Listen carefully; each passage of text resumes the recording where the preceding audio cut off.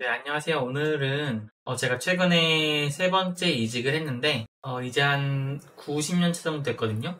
그래서 여태까지 이제 이직을 하면서 기술 면접을 봤을 때 어떤 질문들을 받았고 기억에 남는 질문이나 어떻게 보는 게 좋은지를 좀 얘기해 보려고 해요.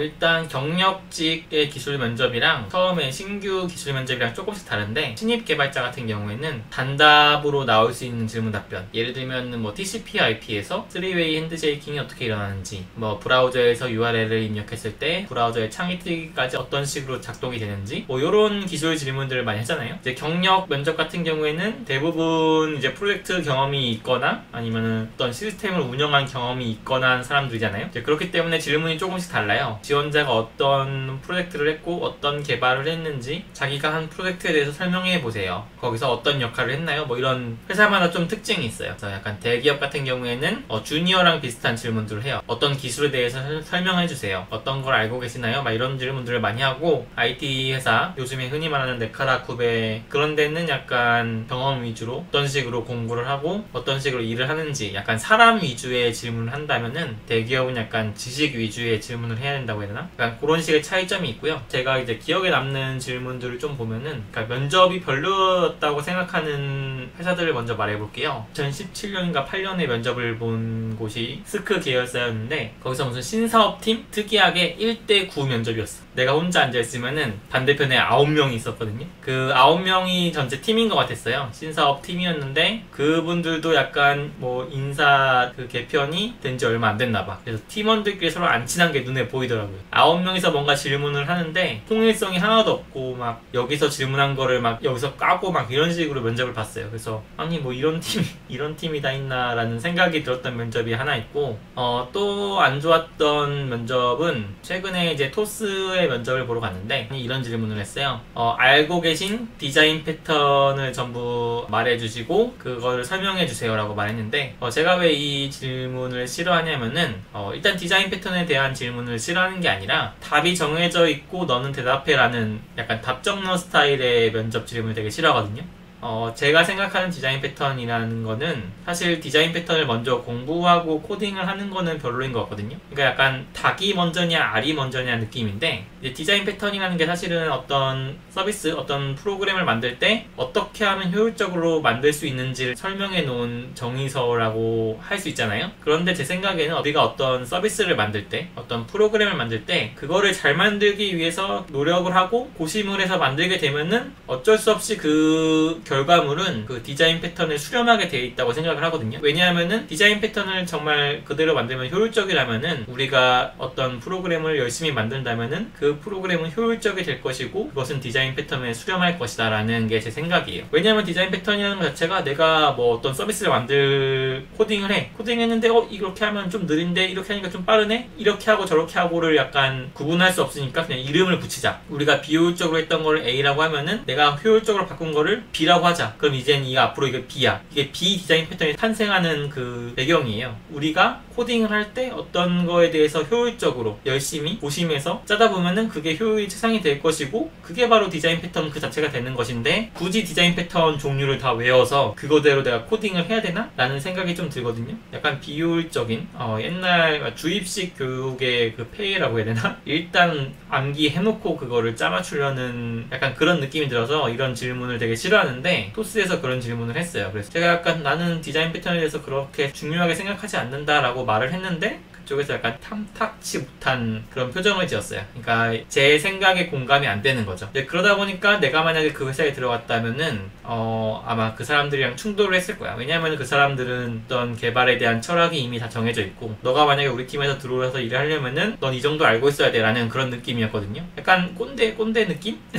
그러다 보니까 약간 그 별로라고 느껴졌고, 반대로 좋았던 이제 면접 질문 같은 경우에는 AI 스타트업 회사였어요. 거기 들어가서 면접을 보는데 일단 보드 마카를 주고 뒤에 이제 화이트보드에다가 당신이 구현했던 그 전체적인 AI 파이프라인을 한번 그리면서 설명을 해주세요. 약간 이런 질문을 받았거든요. 그래서 그 질문이 왜 좋았냐면은, 이제 화이트보드에 하나씩 그리면서 내가 이 프로젝트를 할 때, 이 일을 할 때 어떤 생각을 해서 어떻게 만들었고, 이제 나의 경험을 얘기해 줄 수가 있잖아요. 그래서 저는 좋은 면접이라는 거는 내가 뭘 알고 있다라는 거를 말하는 것보다 내가 어떤 사람인지를 말하는 게 좋은 면접인 것 같아요. 그런 대답을 끌어낼 수 있는 질문을 하는 게 좋은 면접관이고, 그래서 약간 그 AI 회사에서 그런 질문을 받았던 건 약간 좋은 경험이었고, 또 하나는 백패커스라는 회사에서 면접을 봤었는데, 거기에는 면접 보기 전에 약간 과제가 있었어요. 사전 과제. 그래서 뭐 어떤 서버 API를 만들어 오는 과제였는데, 그 과제에 제 시간을 투자하는 게 되게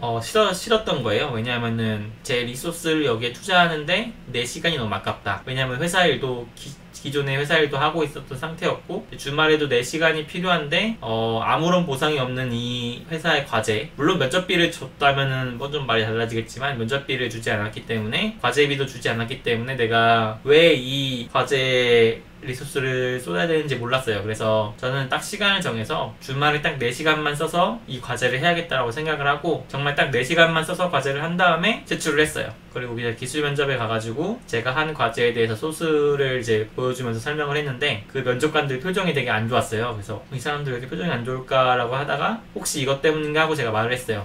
저는 뭐 건방지게 보일진 모르겠지만 이 과제에 대해서 내 리소스를 전부 투여하는 것은 비효율적으로 생각했다. 그래서 딱 4시간만 투자를 해서 만든 결과물이다 라고 얘기했더니 역시 그렇구나 라는 표정이더라고요. 그래서 되게 이 말을 해줘서 고맙대요. 왜냐면 자기네들도 약간 이 품질이 너무 안 좋았던 거지, 코드가. 근데 이제 면접을 계속 진행을 했던 거죠. 근데 제가 그렇게 그 말을 했더니 그러셨구나, 대충 짜가지고 이런 식으로 만드셨구나 라고 그런 뉘앙스로 말하더라고요.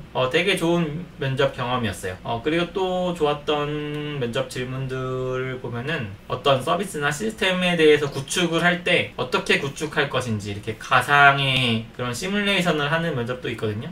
지금 회사도 약간 그런 면접이었는데, 어떤 특정 기능을 만들 건데 그걸 어떻게 만들면 좋겠습니까? 라는 질문이 있고, 이제 뭐 기능 요건이나 이런 것들은 질문해도 좋다라고 이제 진행이 됐어요. 그래서 뭐 A라는 기능을 만들 건데 어떻게 만들면 되겠습니다 라고 얘기를 하면은 이제 그쪽에서 이런 문제가 발생할 수 있지 않을까요? 그러면은 또 내가 그런 문제는 뭐 이런 걸 써서 하면 될 것 같아요. 아니면 저런 기술 스택을 사용해서 이렇게 풀면 될 것 같아요 라고 하면서 이렇게 티키타카를 하면서 이제 어떤 서비스를 구현해 나가는 그 회의라고 해야 되나? 그러니까 실제 일하는 거죠. 약간 그런 걸 하면서 면접을 진행하는 회사들도 있었어요.